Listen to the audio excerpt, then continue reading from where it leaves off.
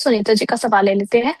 कह रही हैं कि good morning, how are you? And good ma'am. और स्वान कॉप को लेकर के इनका क्वेश्चन है। 355 के भाव पर इन्होंने खरीदारी कर रखी है सर। क्वांटिटी मेंशन नहीं करी है, लेकिन काफी गिरावट इन्होंने झेल ली है। क्या किया जाए आगे? देखिए, होल्ड करने की सलाह है और 297 का स्टॉप लॉस है। 297 के एसएल से बने रही है। बाउंस बैक में 315 320 तक कई लेवल्स नजर आता है और सजेशन ये रहेगा, कोई भी उछाल आए तो एग्जिट कर लीजिए। स्टॉक से कोई बहुत बड़ी उम्मीद नहीं है, चार्ट्स नेगेटिव साउंड हम्म। करते हैं। ठीक है। इसके अलावा सर एक और प्राइम मेंबर का क्वेश्चन है रहतान को लेकर के। रहतान टीएनटी लिमिटेड 21 के भाव पर चल रहा है, ऑलमोस्ट 1% की तेजी के साथ में।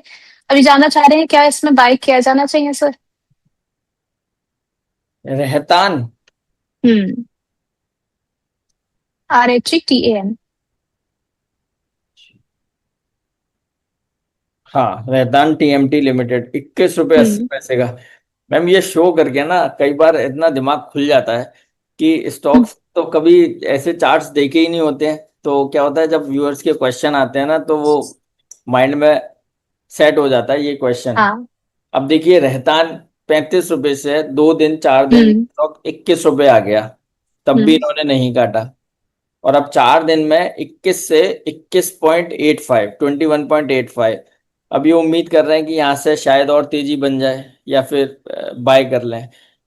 मेरा सिंपल सजेशन है, ऐसे स्टॉक को दूर रखिए, बिल्कुल हम्म। पास ही मत आने दीजिए। अगर हम्म। आपको पैसा डालना है स्टॉक मार्केट में जहां स्टॉक्स नहीं चले हैं, फिर वही बात हम्म। आती है, मैं हैवी वेट दिग्गजों का नाम लूंगा। रिलायंस, एचडीएफसी बैंक, टीसीएस, हम्म। इन्फोसिस, विप्रो, हिंदुस्तान यूनिलीवर। आप ऐसे स्टॉक में पैसा लगाएंगे, वहां पर रिटर्न बनेगा, बजाय ये रहतान टीएमटी लिमिटेड। आई थिंक ये टीएमटी वर्ड ऐसा लग रहा है, ये क्या सरिया वगैरह बनाता है शायद, जैसे कई बार ऐड आता है ना, तो इसलिए हम्म। मुझे ऐसा लगा। देख मैम, ऐसे स्टॉक को एग्जिट टोटली पूछने की भी जरूरत नहीं है।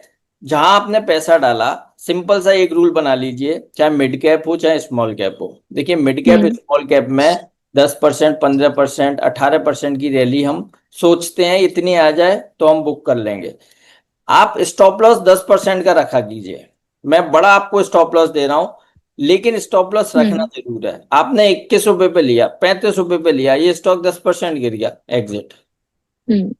अरे, बिना ठीक है। स्टॉप लॉस तो आप ट्रेड करेंगी तो अननेसेसरी आपके लॉसेस बढ़ेंगे। हम गाड़ी चलाते हैं, गाड़ी में ब्रेक होता है, ये थोड़ी ना हर बार हम ब्रेक दबा दबा कर गाड़ी चलाते हैं।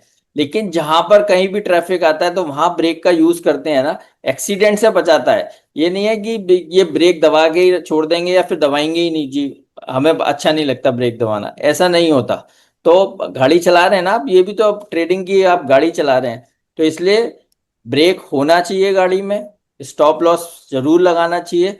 और क्लियर कट इस स्टॉक से एग्जिट करने की सलाह है। और इस तरह का कोई भी स्टॉक हो आपके पास, बिना पूछे आप एग्जिट कर सकते हैं। जहां पर कोई रिवर्सल की उम्मीद ही नहीं है तो एग्जिट करने की सलाह है। चलिए ठीक है।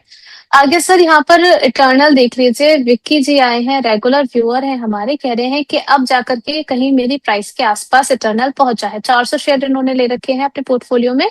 क्या अब इनको क्या करना चाहिए सर? बने रहे? हाँ, बिल्कुल बने रहिए। और इसमें तो 355 के टारगेट्स हैं। आज तो ब्रेकआउट आया है, फ्रेश ब्रेकआउट है। और जो भी चार्ट्स देखने को मिल रहे हैं, 355 तक की तो रैली बिल्कुल बननी चाहिए। तो बाय एंड होल्ड हम्म। करने की सलाह है। स्टॉप लॉस रहेगा 315 का। 315 का। अच्छा, एक आखिरी सवाल यहाँ पर जल्दी से हम ले लेते हैं। प्रदीप जी हैं, कह रहे हैं कि यहाँ पर ओसवाल पंप बाय कर सकते हैं क्या 6 महीने के लिए? इसके अलावा टाटा पावर कब चलेगा? 460 पर बाय किया हुआ है पोर्टफोलियो। 36। अरे सर, इनका तो काफी बड़ा लॉस हो रखा है। ठीक है।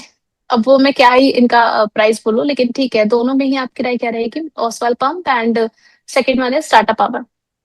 देखिए, ओसवाल पंप के लिए 286 का आपका स्टॉप लॉस बनता है। 246 हम्म। से बने रहिए। हम जितने भी स्टॉक्स पे अभी हमने ड्यूरिंग द शो बात की है, आपने देखा होगा विदाउट स्टॉप लॉस हमने कहीं भी कोई कमेंट्री हम्म। नहीं की है। तो जी। मेरा व्यूअर्स से भी सजेशन यही है कि मार्केट ऐसा है, लॉस आपका डिफाइन होना चाहिए।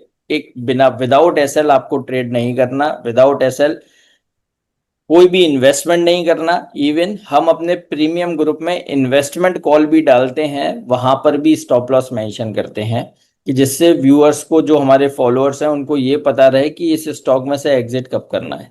सो पॉइंट वही हम्म। है, जो लोग हमें सुन रहे हैं, विदाउट स्टॉप लॉस आप ट्रेड मत कीजिए। और ओसवाल पंप में आपका जो एसएल है वो करीब आप 288 का एसएल ले सकते हैं। थोड़ा सा और मैं प्रिसाइज कर रहा हूँ, 288 के एसएल से आपको बने रहने की सलाह है। बाउंस बैक में 340 तक का लेवल देखने को मिल सकता है। दूसरा स्टॉक आपने बात करी टाटा पावर, देखिए दर्द है, हम्म।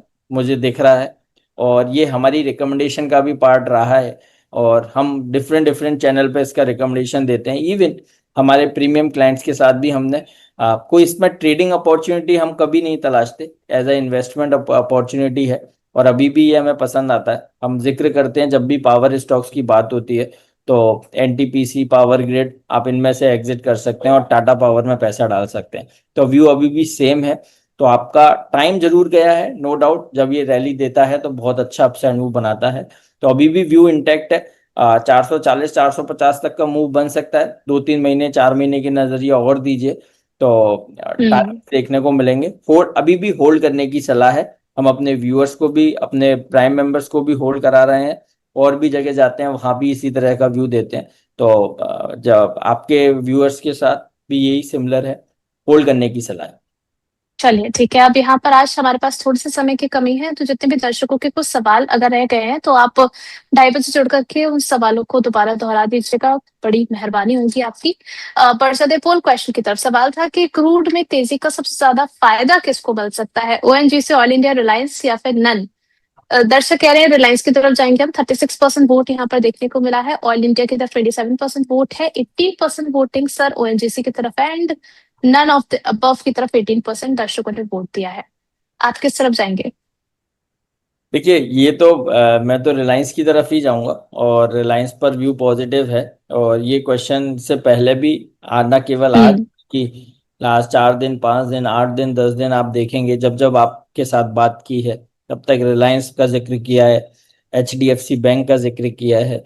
तो और प्लस हिंदुस्तान यूनिलीवर, बिल्कुल लगा के रखिए हिंदुस्तान यूनिलीवर को, कोई दिक्कत ही नहीं है। तो सिमिलर हमें इसमें रिलायंस में ही तेजी नजर आती है, और बड़ा अंडर परफॉर्मर रहा है। केवल एक दिन शेयर ने धाड़ लगाई थी, उसके बाद फिर खड़ा हुआ है अभी, भागा नहीं है। तो अभी भागने की तैयारी है। वो हो सकता है वो दिन आज का हो, कल का हो, परसों का हो, कहना टफ है, बट स्टिल व्यू पॉजिटिव है। 1265 के एसएल से बाय एंड होल्ड करने की सलाह है।